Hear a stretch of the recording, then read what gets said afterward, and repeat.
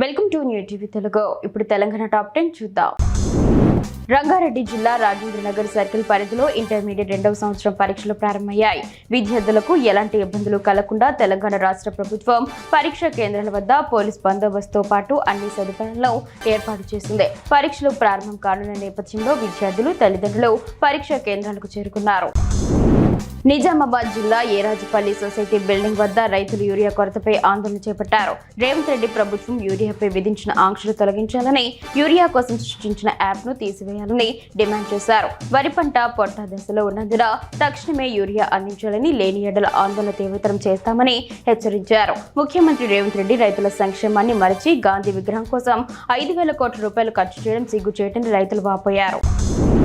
Bodhan ACP Srinivas ఆదేశాల మేరకు కోటగిరి మండల కేంద్రంలో సిపి సాయి చైతన్య ఆదేశాల మేరకు కార్డన్ సెర్చ్ నిర్వహించారు. ఈ సందర్భంగా ఏసీపీ శ్రీనివాస్ మాట్లాడుతూ అపరిచిత వ్యక్తులు గ్రామాల్లో సంచరిస్తే పోలీసులకు వెంటనే సమాచారం అందించాలని, నేరాల నియంత్రణకు సీసీ కెమెరాలు ఉపయోగపడతాయని తెలిపారు. వినాయక నగర్లో ఇంటింటా తిరిగి వాహనాల పత్రాలను తనిఖీ చేయగా 42 ద్విచక్ర వాహనాలు, 1 ఆటోను సీజ్ చేశారు.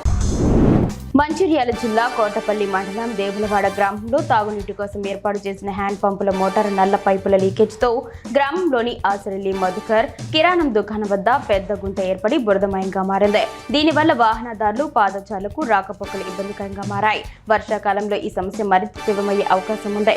గ్రామ సర్పంచ్ వెంటనే స్పందించి గుంతలో మురుము లేదా ఇసుక వేసి రహదారిని సరిచేయాలని గ్రామస్తులు కోరుతున్నారు.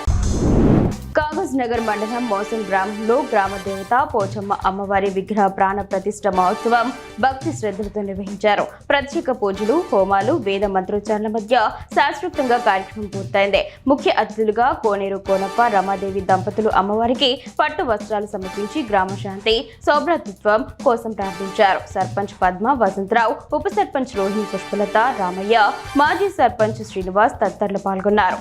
అనంతరం అన్నదానం నిర్వహించారు. 2 రోజులుగా అన్నం, నీరు లేక ఇబ్బందులు పడుతున్నామని, తమ ఇల్లు కూల్చివేతతో దిక్కుతోచని స్థితిలో ఉన్నామని బాధితులు ఆవేదన వ్యక్తం చేస్తున్నారు. ఏ గుడిసె లేకుండా అన్నిటినీ తొలగించారని, చెట్ల కింద కూర్చొని ఏం చేయాలో తెలియక బాధపడుతున్నామని తెలిపారు. తమను పట్టించుకునే వారు లేరని, తమకు విలువ లేదా అని ప్రభుత్వాన్ని ప్రశ్నించారు. జిల్లా మంత్రుల తీరును తీవ్రంగా ఖండించారు. బెల్లంపల్లి మండలానికి సంబంధించిన జాతీయ గ్రామీణ ఉపాధి హామీ పథకం 16వ విడత సామాజిక తనిఖీ ప్రజావేదిక కార్యక్రమం ఎంపీడీఓ కార్యాలయంలో జరిగింది. ఈ కార్యక్రమంలో డిఆర్డీఓ కిషన్, ఎంపీడీఓ మహేందర్, రాష్ట్ర రిసోర్స్ పర్సన్ రవి, విజిలెన్స్ అధికారి కిరణ్, ఏఈ విష్ణు, ఏపీఓ రజియాలు హాజరై ఈజీఎస్ పనుల వివరాలను పరిశీలించి ఒక్కొక్కటిగా అడిగి తెలుసుకున్నారు. మహబూబాబాద్ జిల్లా కలెక్టర్ అద్వైత్ కుమార్ సింగ్ బదిలీ అయిన సందర్భంగా మహబూబాబాద్ పట్టణంలోని తహసీల్దార్ కార్యాలయంలో ఎదుట గిరిజన బీసీ సంఘాల ఆధ్వర్యంలో సంబరాలు జరుపుకున్నారు. స్వీట్లు పంచుతూ జిల్లా అభివృద్ధికి ఆటంకంగా ఉన్న కలెక్టర్ బదిలీ కావడంపై సంతోషం వ్యక్తం చేశారు. కలెక్టర్ అద్వైత్ కుమార్ సింగ్ మహబూబాబాద్ జిల్లాలో 6 నెలల అభివృద్ధి వెనుకకు నెట్టి అన్ని విధాలుగా నాశనం చేశారని నినాదాలు చేశారు. జనగామ జిల్లా కలెక్టర్ రిజ్వాన్ బాషా షేక్ బదిలీ అయ్యారని తెలిసి ఓ రైతు తీవ్ర భావోద్వేగానికి లోనయ్యాడు. కలెక్టరేట్ కు వచ్చిన ఆ రైతు కలెక్టర్ రిజ్వాన్ బాషా షేక్ ను కలిసి మంచిసార్ ట్రాన్స్ఫర్ అయ్యారు. రైతుల సమస్యలను పరిష్కరించడంలో మీరు ప్రత్యేక చొరవ చూపించారు అని తన బాధను వ్యక్తం చేశాడు. కలెక్టర్ బదిలీతో రైతు తన ఆవేదన వెళ్లగక్కాడు.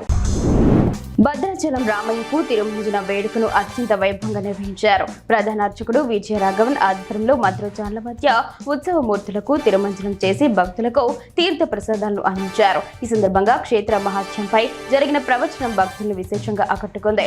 వేడుకలో భాగంగా వధూవరుల గోత్ర నామాలు చదివి ప్రవరణను కొనసాగించారు.